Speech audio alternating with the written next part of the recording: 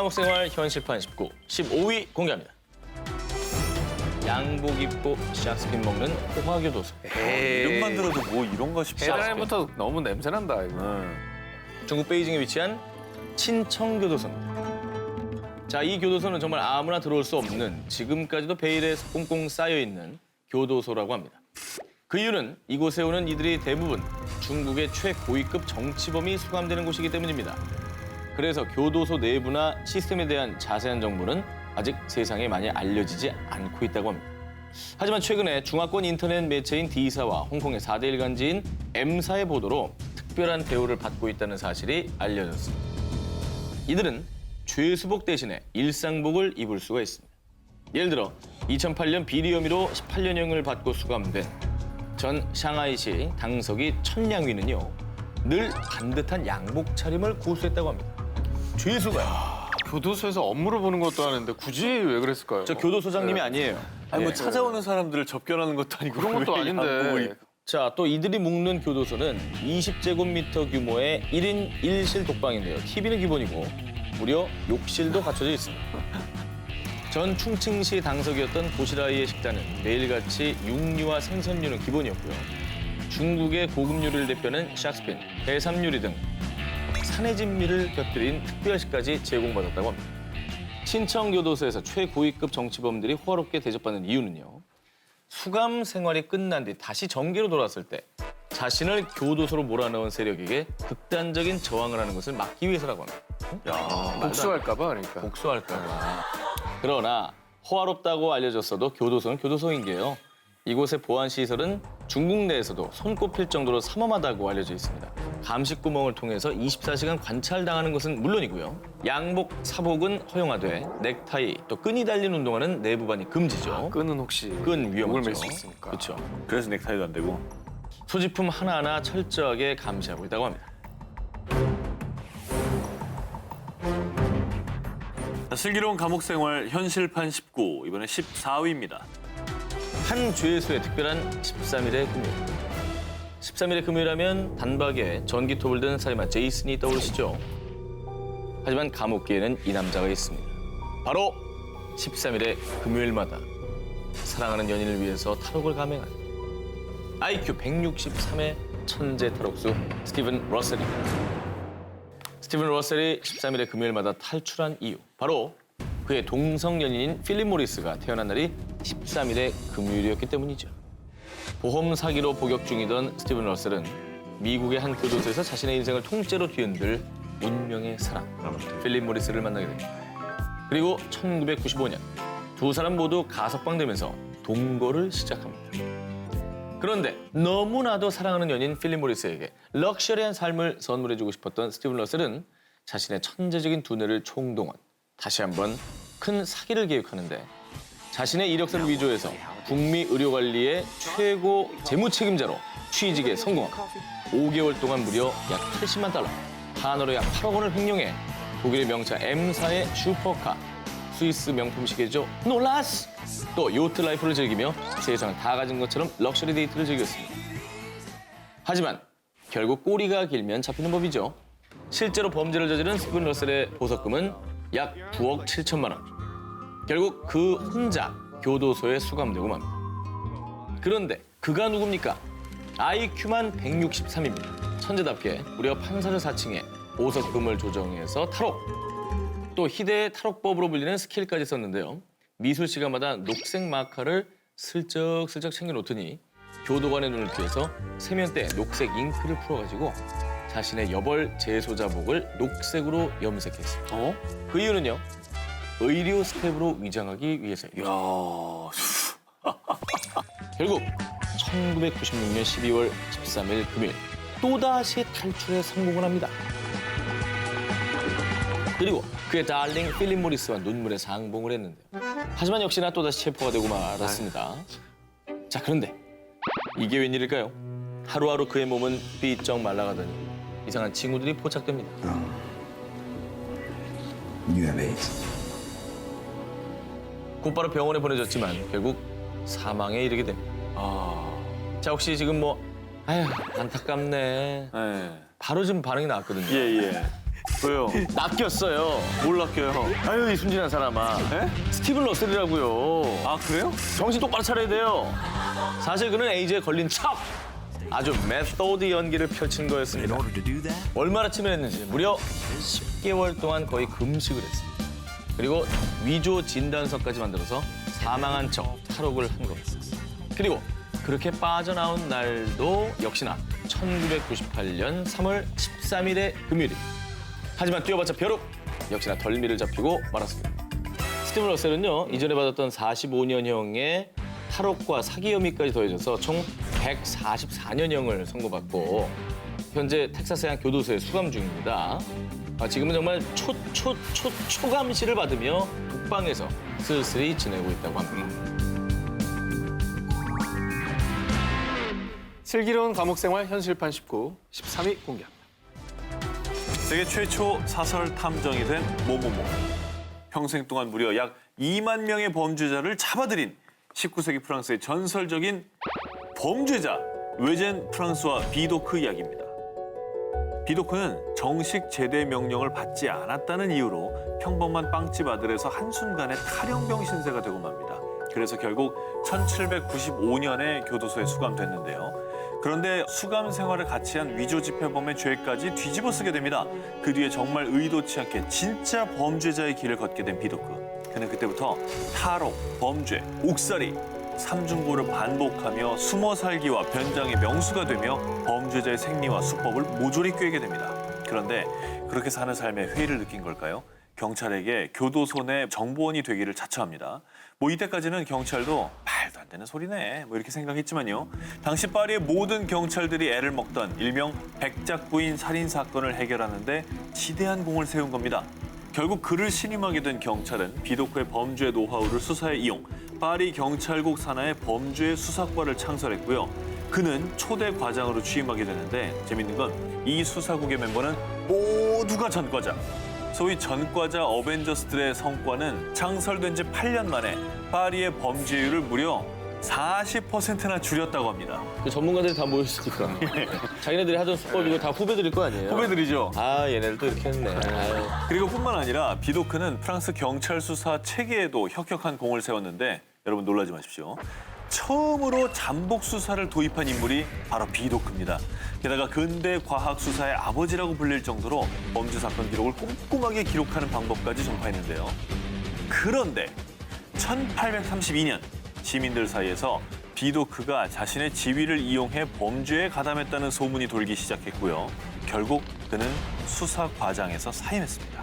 그리고 그 뒤 내 이름은 비도크, 탐정이죠. 자신이 직접 사설 수사기관을 설립해 역사상 최초의 사설 탐정이 되고 맙니다. 대단한 인물이다. 정말 파란만장한 인생이죠. 그리고 지금까지도 프랑스에서는 현대 형사, 탐정의 모델이라고 평가받는다고 합니다. 입지전적인 인물이네요. 슬기로운 감옥생활 현실판 19, 12위 공개합니다. 리조트 뺨치는 5성급 교도소. 오스트리아 남동부 슈타이어마르크주의 무어강 계곡에 있는 도시 레오벤에 가시면요. 아니 이게 리조트야 교도소야? 싶은 곳이 있습니다. 모던한 풍기는 세련된 외관. 뭐야? 저렇게 생겼다고요 정말로. 뭐야? 너무 좋은데? 비가 오나 눈이 오나 쾌적한 운동을 즐길 수 있는 실내 헬스장과 체육관. 말도 안 돼.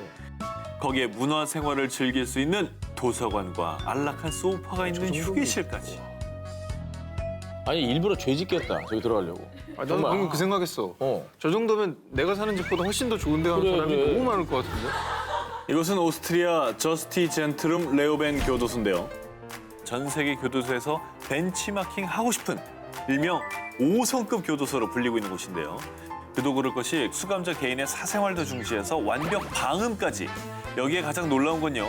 원할 때면 언제든 가족과 친구들을 만날 수 있게 무려 24시간 애니타임 면회를 허용하고 있다고 합니다. 그게 아닌데.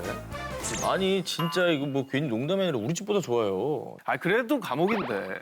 자, 레오벤 교도소만의 특별한 원칙이 있기 때문인데요. 음. 인간의 고유한 존엄을 위해 자유를 박탈당한 모든 이들을 인도적으로 처우하고 존중할 것이다.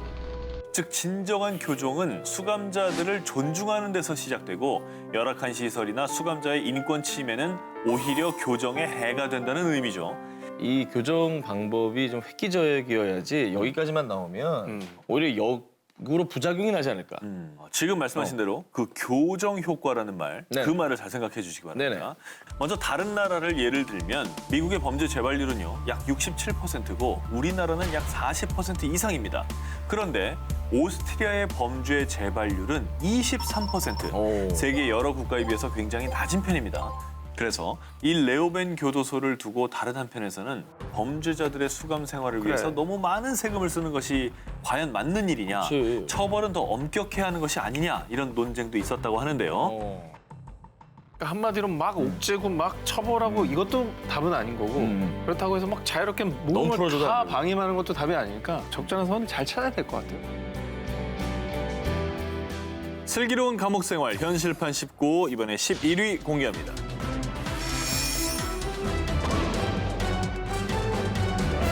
남미 볼리비아에서는요 무려 가족과 함께 마을을 이루고 살 수 있는 교도소가 있습니다.